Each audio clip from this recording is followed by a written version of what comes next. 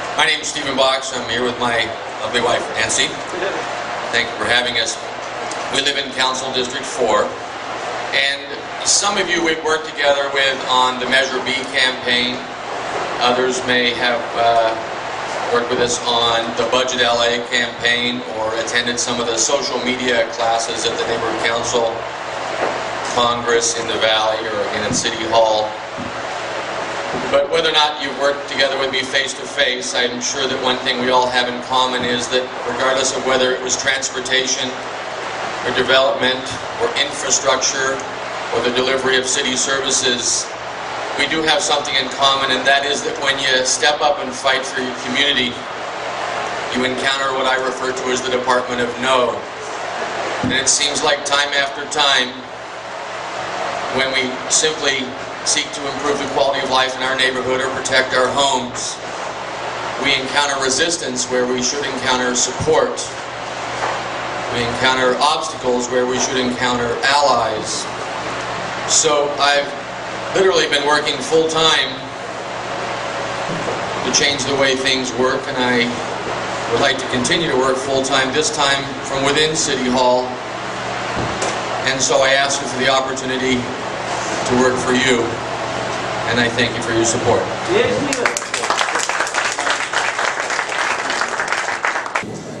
Stephen, private contracting, good idea, bad idea? Does the city have a good track record of actually being able to control private contractors or even be able to select them for that matter? We've seen all sorts of examples of the city dilly-dallying around for years trying to pick a private contractor. There are some services that are ideal for contractors. There are some that are ideal for city employees. But the city of LA has an abysmal track record, one for who they hire and then how they oversee these contracts. And in many cases, the departments of the City of LA actually compete against each other. And so for the same funding pools on the same projects and then with the same contractors. The other element is for contractors, it's just a painful experience to work for the City of LA. And so in some cases, we can't get people to do the work, even though the funding is there. And so I think there are several opportunities here. One is to make sure that it's open and transparent. And so I realize that ideally all this information is available, as Councilman Parks says, but oftentimes it's difficult to find. And even in the budget process, when we asked the general manager of CDD and the general manager of Dunn some very simple questions, they were unable to answer them after consulting with their departments.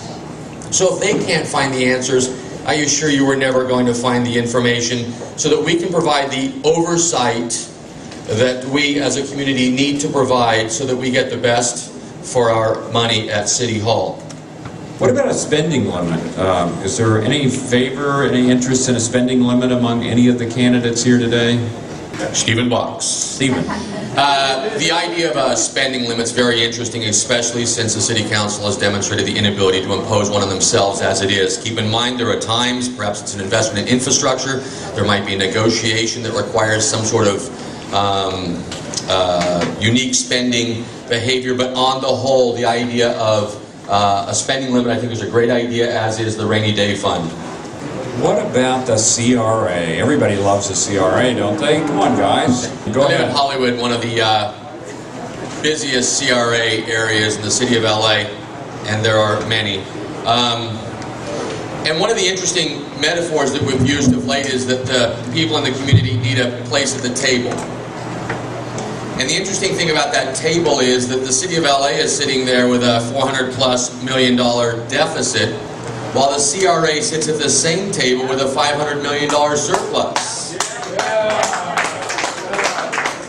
So there's something absolutely unbalanced about the fact that a department within the City of LA can be flush at the expense of those who watch it happen to the detriment of our communities. I live very close to one of the most famous boulevards in the world, Hollywood Boulevard, and it's filled with blighted properties that are being held by folks that are sponsored by the CRA. So thank you very much for sponsoring folks that are speculating with absolutely no risk with our money. 1601 Vine has come up 7 times, I believe. And every time someone looks over the fence and peeks at it, it disappears. It's going to get approved the moment nobody's paying attention. And that's how the CRA is moving through our neighborhoods. devastating, if you will, and a parasitic relationship that's got to end. Okay, but why shouldn't those who are receiving the services actually be the ones who pay for it? We're going to let somebody else answer that question. Does anybody have a thought? Stephen down here, he's got thoughts about everything. The interesting thing about he's got a staking hat on too, right? Yeah. The interesting thing about small businesses, for example, in my neighborhood in Hollywood, in the Business Improvement District, is they go beyond paying their fair share of fees. And the bids actually take responsibility for cleaning up the neighborhood, for offering security. These are the services that a city provides, theoretically. And if you look at the downtown area, it's the business improvement districts that are responsible for the revitalization and the fact that you can safely walk the streets late at night. So why is it the police department? Why is it sanitation? Why aren't those departments taking care of it? It's because the small businesses, out of desperation, in order to survive, have to take responsibility for delivering, not just paying the fees, but for delivering the services. I offer you this. He mentioned that 60% of our small businesses, of our economy is small businesses. Barbara Boxer reckons that 60% of those businesses, those small businesses, don't have the funding in place to bid on the contracts that would revitalize our communities. In other words, simply to compete, they don't have the support from the city that they deserve and that they need. At the same time, they're struggling to survive. The entertainment industry, which is one of the economic drivers in the city of Los Angeles, is leaving town as we speak. So even if you shoot a film in the city of Los Angeles and hire locals to do it, they'll be paid through a payroll company in Santa Monica or Burbank because the businesses are leaving town. And this comes back to the average production company's 3 people. What are we doing to keep them in Los Angeles? And the answer is not much at all. And in fact, other cities are competing for these same small businesses. This question is about the March election. The incumbents will try to make an issue of your lack of experience. What is going to be your response? Mr. Box, you had your hand. 2 things. Based on results, often harsh but always fair, they're not in a position to criticize anybody's ability to perform, and they've demonstrated an inability to perform. The second thing is, I think we can make a strong argument for the fact that we need to populate City Hall with people from different perspectives that most of all assure the people of LA an opportunity to connect with City Hall and take responsibility for the future of this great city. There you go. Who, in your opinion, has impressed you the most? Now, this may be city council or people in government, or not, with their style and personality. Who do you look up to as a leader, as an effective leader in government? Mr. Box? You know, I spend a lot of time at City Hall, sometimes I think more than some of the city council members, but of the people I see there, I do see some people who get it done. And Bill Robertson of the Bureau of Street Services, I think, is a very extremely talented and qualified leader of a department. When we have success stories like that, I think we should duplicate them however we can, double down on that department and support them to the best of our ability. And that's someone I watch, and I see that he can navigate the waters. During the budget crisis, this is someone who showed up prepared, ready to have a discussion and just find out what's on the table, what needs to be done, and what it's going to take to get it done. He was there with answers, he was there with proposals, and he was there ready to do the work. And that's, I think, the kind of person I admire and look up to and think that we need more of in the city bureaucracy, if you will. Let's turn it around the other way and ask, which of the departments within the city of Los Angeles do you have the most problems with? Which is the one most in need of reform, if you can pick one out? Sorry for jumping. You go. You know, we have 3 levels of departments. There's the proprietaries, a lot of trouble there. There's the charter departments, sometimes untouchable, and then there's the ordinance departments. And I'm not sure why they're there and duplicating services, but the Department of Transportation, by way of example, is one that duplicates services that are provided by other departments that are charter departments. So why Public Works, for example, Bureau of Street Services, why the police department doesn't take over some of the functions provided by the Department of Transportation. In other words, we've got a department that duplicates services, it's redundant, it's inefficient. It's been the subject of numerous audits, including the most recent one with the Aero funds that went $100 million to create 50 jobs. And so there's a department, I think, that is in neighborhood councils have been up in arms about what's going on with the Department of Transportation, why they're left out of the process. And so I would say that's first and foremost a great opportunity for budget savings, for the efficiency of delivery of services, and for a much more efficient city government. We have some questions regarding Bell and regarding the role of the city attorney and the district attorney. Are you aware that the city attorney cannot investigate any city official for corruption? This, of course, because the city attorney is the legal counsel to the city of Los Angeles. How would you remedy this situation? And a second question related to this: if elected, would you support a measure that would put an inspector general in the city in order to investigate any wrongdoing by any city official? Mr. Box? Since we're going backwards on some of the questions, I'll say yes to the ratepayer advocate and yes to the inspector general. There must be independent regulatory oversight. The people must have somebody they can turn to. We must be able to take the evidence that we sometimes come across in our communities, in our dealings with the city, and we must have an opportunity to pursue this. And that's why Bell ended up where Bell ended up. We're a larger city, we're more complicated, it's much easier to bury things in a huge city the size of Los Angeles. And it takes a long time for us to find things, but we have to have a mechanism in place. And the two that have come up are, the ratepayer's advocate must be independent, with a budget, with authority, and of course the inspector general, with authority, with a budget, with a staff, and with a mechanism for connecting with the people of LA so that we can take responsibility for our great city. 3 cards on one topic. What do you think about illegal immigration in Los Angeles? What effect does being a sanctuary city have on the city's costs and budgets?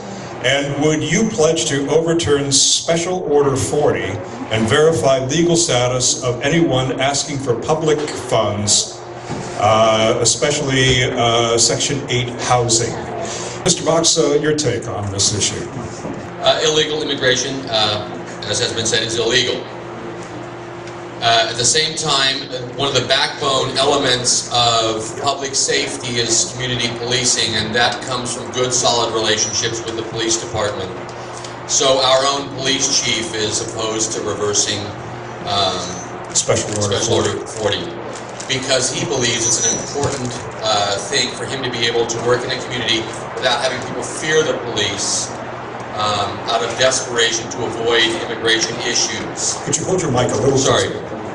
Sorry. So this is a complicated issue. I don't think this is a very good, simple answer. I do think it's one that's worth discussing, but there's much more to it. And if you were to engage, for example, Police Chief Beck, he has some great ideas on how we can better police our communities without having to overturn Special Order 40. Thinking about your council district and the specific actions the city can take to encourage more bicycling, what would you do? And what about this kind of war that's going on these days between the Los Angeles Police Department, bicyclists who are now driving through supermarkets in renegade packs and kind of rampaging around. All of this against the background of the mayor getting knocked off his bike and breaking his arm, and bicycle lanes being put in and cautionary signs. Bicycling seems to be one of these hot little transition issues, the kinds of things that I say come up at City Council every day. How would you deal with bicycling? Mr. Box, let's start with you. I hadn't really thought about it, but now that you mention it. You know, I'm sometimes referred to as the bike guy, and it's true, I arrived here today on a bike. I love a bike. And so I do see the city from a unique perspective from my bike as I travel around, and we're car free, and that's how we get around, and we complement that with the metro, and we sometimes are known to walk. And it works really well. It's a big city, and somehow it works. And so I don't think it's about the bike. I don't think it's about the bike at all. I think it might be the bicycle that causes us to start talking, but the fact of the matter is, we live in a city under siege. We've got the worst streets in the country. We've got the worst congestion in the country. It's abysmal to get from one side of the city to the other, no matter how you go. And the thing is that whether we start talking about it because it comes up with bicycles, the mayor falling off his bike, or someone trying to cross the street over the W Hollywood, it was a pedestrian trying to cross the street unsuccessfully, brand new, TOD, transit-oriented development, and a pedestrian gets killed by one of the trucks coming out of the W Hollywood. Here's the thing. We get to talk about the fact that our streets are congested and we have an opportunity to work together. And it becomes a great metaphor for how our communities could operate. If we communicate, if we negotiate, if we cooperate, we'll get along better as a community. And it starts with the streets of LA. So that's my take on the bicycle issue. It's just a thing. It's just one of the modes that we should have as a choice in the city of Los Angeles, but it's just one of many modes. And if we get sidetracked, we're losing the real opportunity to work on getting along in the streets, in City Hall, in our communities. Thank you very much. We also have a number of renters within our audience who would like to know your positions on rent control. Are you for it, against it, and why? We live in a city where the renters outnumber the homeowners, and that's unlike many other large cities. At the same time, you see neighborhood council is probably the biggest topic that comes to neighborhood council is land use issues. And so we see in our particular area of Los Angeles, projects come in that are small homes, the cottages, the character of Hollywood's being flipped for subsidized apartment buildings. And I think that we see little battles like this being fought. So it's the renters versus the landlords. It's the local homeowners versus the developers. And it's because we don't have an overarching, what's our inventory? What's our stock look like? You know, where do we stand? And why are we subsidizing the wrong folks? Because a couple of interesting affordable housing comes up, and you just reinvoke the whole CRA argument without meaning to. And that's the larger issue, is that it's not a simple topic. It's a very complicated one that we've shied away from as a city council. Do you think there's not enough planning involved? Well, the planning takes place, and it competes with other planning, and then, of course, it just disappears. So, if anything, there's too many plans, not enough synchronization and application of plan. I believe we live in paradise, and I believe that paradise is threatened. I look forward to working with you to protect our homes, our neighborhoods, and our community. I look forward to working with you to make Los Angeles a city that works, and I thank you very much for your support. And thank you all very much. Here we are, 6 months away from this decisive election that's going to change a lot of things in the city of Los Angeles. The fact that you all came out today in this heat, stuck through this debate, says a lot. We hope you can enlist more concerned voters as LA Clean Sweep continues. There will be more of these. Thank you for coming. Have a safe trip home.